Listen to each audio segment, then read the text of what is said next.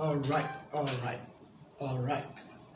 Good morning, good morning, good morning, everyone. Good morning. Uh, Hello, people. I'm live. I'm live. I'm live. I'm live. My apologies for coming in up a bit late. We're just every day getting used to this um, the technical aspect of this, but we'll get there. We'll get there. We'll become better at it as we, as we continue to practice and every day. Okay, so here we are. Everyone, my apologies that I came late, about 9 minutes late. That's a lot. My apologies for that. This morning, I'm very excited. I'm very excited about the things that I want to share with us. So I'm hoping that people will start to come online and join. Hi, good morning, people. Good morning. Yep. Thank you, Bayo. Thank you for coming up. My apologies that I came a bit late, but we're here. We're here, and it's important that we're here. We're here, and it's important that we are here. Okay, so this morning I'm going to be discussing something really important. So wow, interesting. That's you can say that's my family member. This is a reflection. Yeah, so I came up interesting. But then it's really good because you know what? I love the authenticity that we're real people and all of that, and it's not some make believe. No, it's real. Wow, thank you, Bayo. Good morning. I'm glad that you're here. Thank you so much. This morning I received a feedback, in the course of this broadcast that we started. Today is 4th. I think we started this on the 1st of April, right? So today is our day number 4 or day number 3. Oh, okay, thank you. And I got a feedback. And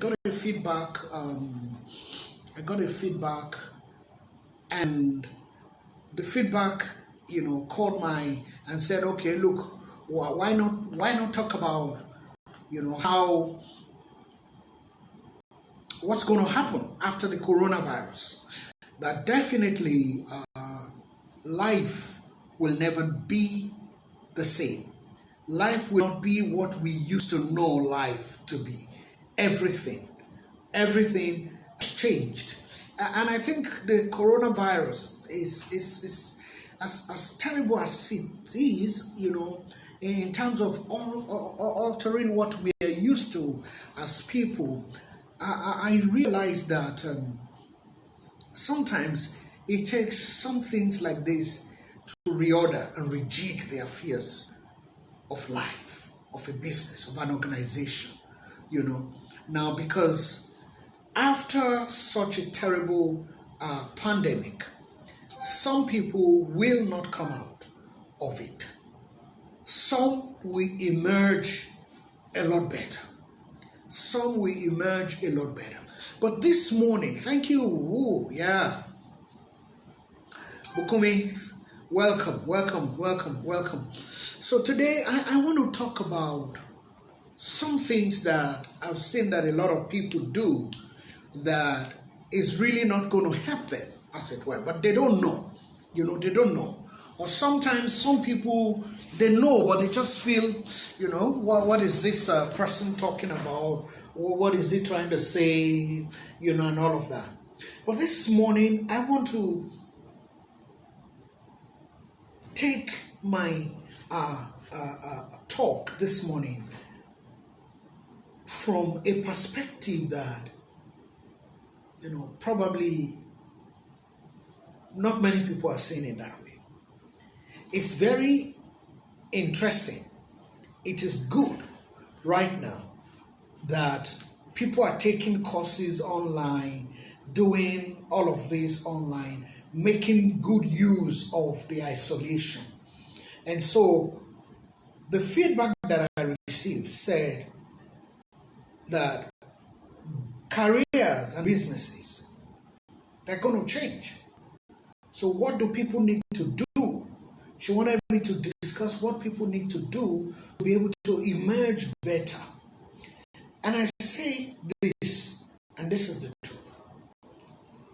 I appreciate that now you're paying attention to personal development, to self-improvement, to improving your life and all of that.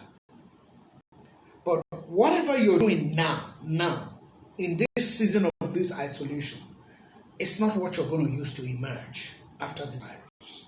Because what a lot of people are doing right now is it's more like it's not proactive.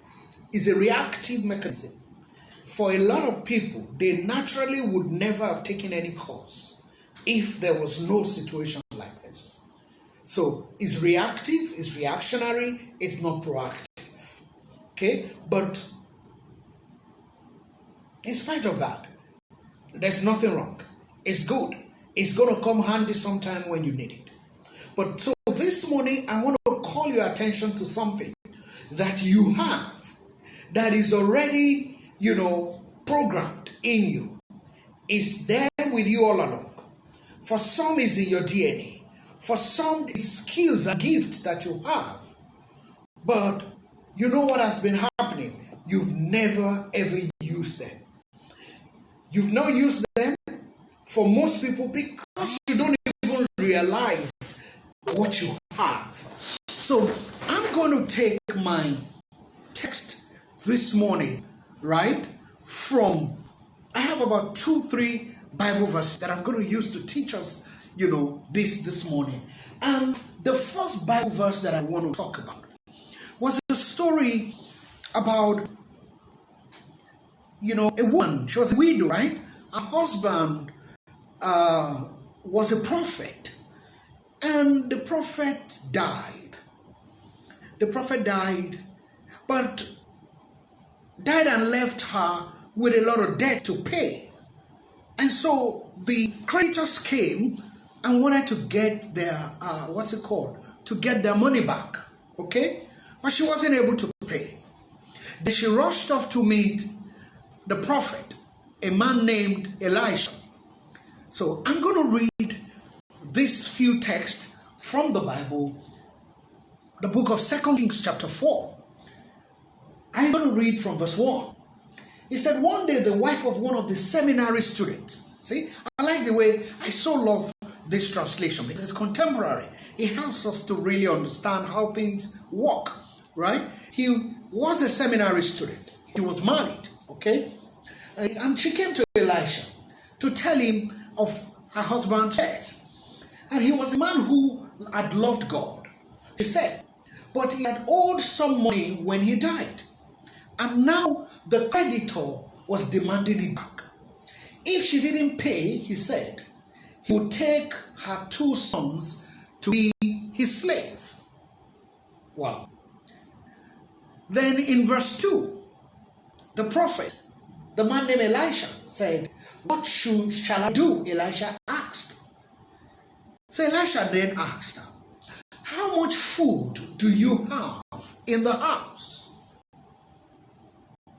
Now, can we just pause a little bit there and look at it from another, perspective?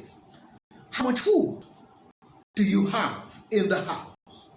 How much resources do you have? Right? How much skills do you have? How well have you been preparing yourself before now? What are the gifts, the skills, the competencies that you have at home? At home could be you as a person, right? Then listen to her response, which is something that is common with most people. Now her response is, nothing at all. Nothing at all. Then there was a comma there. Nothing at all. Except a jar of olive oil, she replied. Now, how on earth did she think that olive oil was not part of the food at home? She said she didn't have anything except a jar of olive oil. Now, she didn't consider that olive oil as something that she had. Now, this is a challenge that I've seen with most people. You are always looking for something that you don't have. In the process, ignoring and abandoning the things that you have, the skills that you have, the gifts that you have. The gift that you have, everything. Don't abandon what you have. You can't afford to abandon what you have. So this woman said she didn't have anything except a jar of olive oil. She didn't consider the olive oil as something, of value. Just like that skills that you have, just like that competency that you have, you didn't think it's anything serious. You're looking for, I've seen people looking for a job and they can't get a job in the immediate, the kind of job that they want, right? And but they are skillful in driving. They can drive. And they have a driver's license. So they didn't think that they have something. They just feel that, what do I have? Is it just to be driving? I wish you know how much corporate drivers earn. Because it's professional. It's professional. Right? Yesterday we talked about service, right? Service and not servitude. I think that was what we discussed yesterday. I can't remember now, yesterday or day, it was yesterday. Okay, so we talked about that. So that means that person who has that skill is rendering service, is bringing value to the boss who needs to do other things, right? While someone else is driving him or her. So that's something. So this woman said, I didn't have anything. But then you know what the prophet said to her? It looks like you don't have an idea of what you have. You don't really understand. You don't appreciate what you have. And so the prophet said to her, since you don't know, let me help you. In verse 3, he said to her, then borrow many pots and pans from your friends and neighbors. He instructed her, because I'm about to blow your mind up.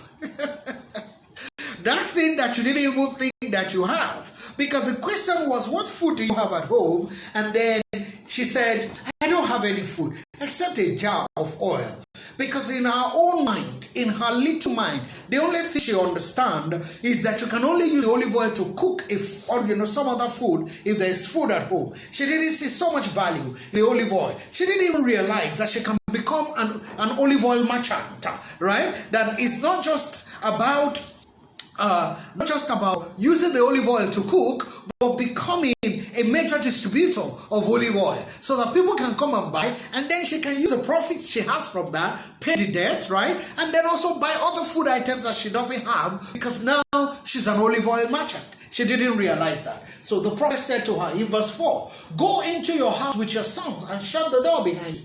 Then pour the olive oil from your jar into the pot and the pan, setting them aside as they are filled. Right? So just keep pouring. When this pan is full, just move it forward and just keep filling it. And so she did that according to verse 5. But verse 6 says something. The verse 6 says, soon every container was full to the brim. Every container. You can only imagine that all the containers she had at home, the ones she went to borrow from her neighbors, the ones she went to borrow from her friends. Now every container she had, I can imagine, you're having this reservoir that you have here for water, and then you have all of those reservoirs filled to the brim. And she said, bring me another jar. But guess what? This said there aren't any more. There aren't any more. As soon as that happened, the Bible, the oil stopped flowing. You know why? Do you know why? Because, listen to me. The reason you're not having more than what you have now or where you are now. It's because you're not making use of what you have, so that there can be a space in your container to take new things. You're always wondering, you're always looking for what you don't have. You're always looking at other people's life, trying to benchmark other people's life with your own, as as a measurement to say this is where you are. You are not looking inward to say, who am I? What do I have that I can offer the world as a value, and the world will pay me for it? You are only, do you know what? You're only taking for granted the things that you have. Now, as if that wasn't enough, I saw another interesting one, in another entirely different book, different dispensation, at different times, in the Bible. In Exodus chapter 4, listen to the story.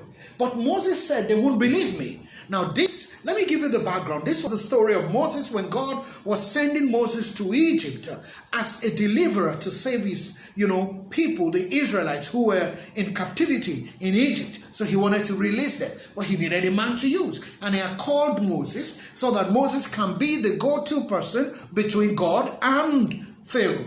Guess what happened? But Moses said in verse 1, they won't believe me. They won't do what I tell them to do. They will say Jehovah never appeared to me. They will say God didn't appear to me. They won't take me seriously. So then listen to the same question. Very similar to what Elisha asked the widow. Now God here was asking Moses. He asked Moses in verse 2 of Exodus chapter 4. What do you have there in your hand? The Lord asked him. What do you have in your hand? Listen to me, my friends. I know it can be tough, it can be challenging. There might be jobs out there, that you're doing that is not exactly what you want to do, but there's something that you can do. There is something right now. See, sometimes people don't even understand what you've been through, right? So they see you where you are and they judge you all, right? And they think that that's the end of your life, like where they've known that's all that your life is about. I'll tell you, in this city of Lagos, a few years ago, I used to have a car, Mazda 626, an interesting liftback. I used to so like the car then. But you know what? I had started, listen to me, don't get me wrong, I had started my consulting practice. It was still struggling. But you know what I do? I do what is called kabu with my car. So I'll pick passengers for a fee. And the interesting thing is when you bring the money home, there's no inscription on it that money came from Kabu. So when you take it to the mall, nobody's going to take it from you. No. So I don't know what you're doing that you think, this thing is too, I can't do this kind of thing. I mean, this type of thought is too beneath me. Listen to me. If any legitimate job is too beneath you, then every amount of money is too much for you. If you can't work legitimately, you can't work. Because, see, when you're doing a legit work, it's a sense of pride in it. It might not be exactly what you want, but it's a process. Life is not a destination. Life is a journey. So we journey from one phase to another phase to another phase. But if you never started the trip in the first instance, how would you ever make progress? So God said to this guy, what do you have in your hand? And you know what he said? And he replied, a shepherd's rod, a shepherd's stick. See, that's the thing. I think it's a human problem for us not to have value for what we have in our hand. You're always looking for something that you don't have, ignoring and abandoning and taking for granted that you have. So this man said the same thing. But you know what God said to him? He said, okay, you know what? Since you don't value what you have, you don't know what you have, throw it on the ground. Right? It's just a shepherd's stick, right? Throw it on the ground. So what happened? So he threw it down and it became a serpent, a huge snake. And it was recorded here. He said that Moses ran away. He ran away from his own rod. What an interesting guy. Because he probably didn't see the value in it. That's why when you start to do something that you have with you, inside of you, something, and people start to give you feedback. Like, wow, you mean you did that? Like, wow, you were able to do that? Some of you, I don't know who is watching now or who is going to be watching, but there's someone, you have a gift. That gift is a gift of painting. You can paint, but you're always asking the question, who has eaten really that they want to now buy paint? Please ignore it and be looking for a job. I want to tell you that that painting that you can paint that you are ignoring is the reason you are starving, is the reason you are lacking, is the reason you don't have anything. So even if you get a job, you'll never be satisfied. If you get a job, you'll never have a sense of fulfillment, because there is something that has been given to you that is supposed to help you become a better person, but you are disrespecting it. So Moses disrespected the rod in his hand. So when God said to him, throw it, and it became a serpent, he ran away from it. He didn't realize that, wow, like, so this is what I've been holding in my hand. This is what I'm holding. It's amazing what people do to themselves. So if you're going to emerge post-coronavirus, listen to me, my viewers, listen to me. If you're going to emerge post-coronavirus, you're not going to look for anything outside of you.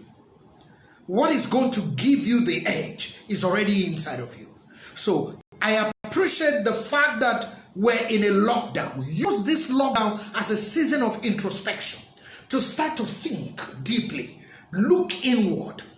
Take your notepad and start to journal everything that you know you can do. No, see, listen, it's not your own business to classify whether it's important or not valuable. It's not your business. Your business is to do what? Is to journal. Just jot it down in a very good journal. I mean, a very good notepad. Just put it down. Everything you can do. I can cook. Good. What kind of food can I cook? Write them down. Oh, I can write. Good. What do I like to write? Write them down. Oh, I love to sing. Write it down. And I've taken some training in music before, but write it down. Everything you will need to emerge post-coronavirus is already inside of you. There's nothing new that you're going to need, as it were. So, can you see this? And so as soon as Moses threw the rod down and it became a serpent, Moses, the owner of the rod, the owner of the gift, ran away from his gift. He was scared. He didn't know that he was holding something as powerful as that is handed along. Then the Lord said to him, grab it by the tail. He did, and it became a rod again in his hand. So God just wanted him to know that you need to value what you have. You need to value what you have. And not only value what you have, let me use my last text here to share with you what you need to do, for the things that you have inside of you. I'm going to read this from 2 Timothy chapter 1. 2 Timothy chapter 1, and I think I'll stop in other verse 6. So, Paul, Jesus Christ missionary, sent out by God to tell men and women everywhere about the eternal life he had promised them through faith in Jesus Christ. Now he said to Timothy, my dear son, may God the Father and Christ Jesus our Lord shower you with kindness, mercy, and peace. Right? Then I want to jump.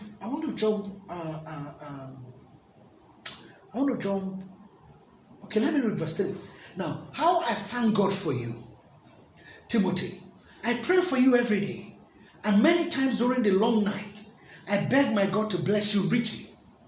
He is my father's God and mine, and my only purpose in life is to please him. How I long to see you again. How happy I would be, for I remember your tears as we left each other. The last time they were together, when Paul was leaving, the pain of separation. You don't want to go. You don't want your loved one to go. Then verse 5, he said, I know how much you trust the Lord, just as your mother Eunice and your grandmother Lois did. And I feel sure you're still trusting him as much as ever. This being so, now this is where I'm going. This is my punchline. That's what I wanted to take away from this morning's broadcast. This is the punchline. Listen to it. 2 Timothy chapter 1 verse 6. Listen. He said, I want to remind you to stare into flame the strength and boldness that is in you, that entered you when I laid my hands on you. Now, that's something I want you to do. Two things. I want you to stare into flame. Now, what is the meaning of staring into flame? I want you to recognize, admit that you have these gifts, and do what? Start to use them. Start to sharpen it. Listen, my friends, nobody pays for an unrefined potential. Have you ever seen gold in its original state? Nobody will pay for it, right? Diamond in its original state was or is a black charcoal that has no value whatsoever. But you know, value came into that black charcoal when it went through pressure of processing. So you have to use what you have. You have to sharpen your skills. You have to sharpen your skills, your competencies, your gift.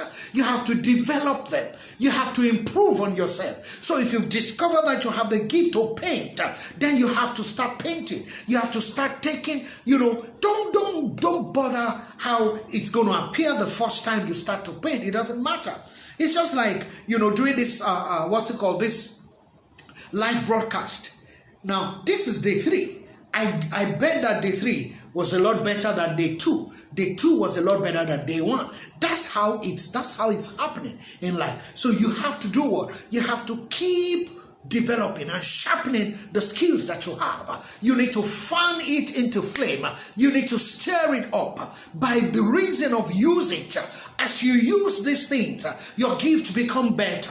I remember many years ago when back on campus as an undergraduate, I knew that I was going to be talking, I was going to be speaking, but it wasn't what it is today. I struggled a lot. I stuttered. I had a problem of self-confidence. I even had people around me who felt that I couldn't say anything. I had people who were friends, as it were, who told me I was not a speaker. I was not a public speaker. I had friends who were on radio while we were in school who felt I didn't have anything to offer. But then that's how it is when you start. And as time progressed, I started to develop myself. I started to speak. I learned how to engage my audience. I knew how to use my voice and use my voice to create the feel that I wanted in the room, and to kind of captivate my audience attention and get them to take the action that I wanted them to take. So you need to stir up what you have. You're not going to get something outside of you to make you succeed post-coronavirus. Look, the things you've been ignoring, they are the things you need to go back to. So like I said, take your pen, take your jotter, and start to ask yourself, what are the things that I can do? No matter how minute you think it is, please, right now, I'm asking you to write and not to judge whether what you have is good enough for anyone. No, let people be the one to give you the feedback that what you have, okay, we don't want that, we don't want to pay for that. Then you can use that to start to sieve out. But first, make a list. Make a list, stir up the things. I love this. But I want to, this same 2 Timothy, I want to read it to you. I want to read it to you from the King James translation. I think I love the way King James rendered it. That translation in verse 6. Now, it says, wherefore I put thee into remembrance that you stir up the gift of God. Stir up the gift of God. How do you stir the gift? Stir the gift by using it. Stir the gift by using it. Stir the gift by using it. Hey, I can see my friend here is on. Hey, Churchill. Hey, Engineer Churchill, it's good to have you. Good morning, my brother. It's been a long time. I trust you're keeping well. Now, so he said, what? Stir up the gift that is in you. So you need to do what? You need to stir up the gift that you have. Those things that you have, stir them up. So, I should stir them up. I should write these things. Do you know what you can do? Now you can go and look for courses online. There are free courses, there are paid courses. Look for courses online that, aligns with these things that you have talked about, or that you have noted in your jotter, and start to see how you can improve yourself. Take courses on them. Read, study, right? Improve yourself. Because post-coronavirus, you're going to need those things.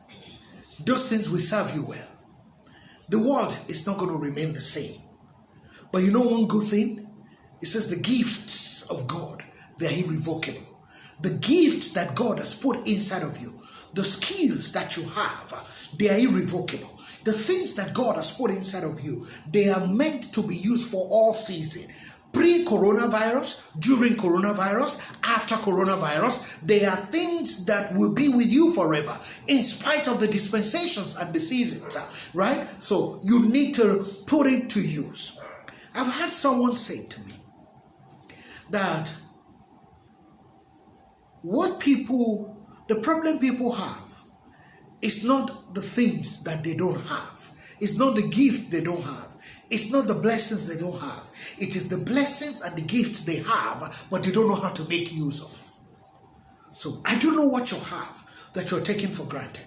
I don't know what you have that you're ridiculing. I don't know what you have that you think is not good enough. I don't know what you have that you're not using. But it's time for you, my friends, to start what? Identifying, recognizing, admitting that you have this thing. Don't act like that widow who said, I don't have anything in the house except a jar of oil. But that is what you need. Except. There is an except that you have. You have an except. You might not have everything that everyone has, but there is an except that you have.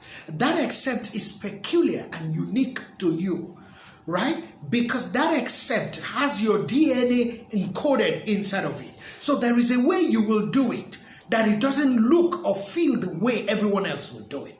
There is a way you deploy that except, and everyone will be, and people will warm up to you and like, wow, okay, this is real, this is real. So my friends, there is something you have that is going to be useful post-coronavirus. Identify them. Respect it. Don't take it for granted. And start to do it. Stir it up. Start to do it. Fan it into flame. Put fire on it. Become good at it. Become better at it. And I'm sure you'll be fine post-coronavirus. Thank you so much for being part of the broadcast today. I appreciate your time, your presence. Thank you so much for my friends that were able to join today. Thank you, thank you, thank you, thank you. And it will still be on my Instagram story for the next 24 hours. Please do share, it with people within your network. Do talk to people within your network. And please invite people, those of us that have been coming. I need you to invite people on your own, your Instagram followers. You tag them and let them come along with us at 10 a.m. West African time. And now the summertime has arrived in some part of Europe. So London is back also to 10 a.m. the same time with Nigeria. Kenya is 12 p.m. and it's 1 p.m. in the Middle East, particularly in the United Arab Emirates. And please share this with your friends. And I'll see you again tomorrow. Do have a wonderful day. And please keep safe. Keep safe. Keep safe. Oh, Samuel Fashola just joined. We're just closing. Samuel, it's good to see that you've joined. It's been a long time. I trust you're keeping well. That's my young man, the academician. God bless you. Thank you so much, everyone. So let's do this again tomorrow, 10 a.m., and we'll have a great time. I'll come again with another interesting topic that we can apply to our life. God bless you. See you tomorrow.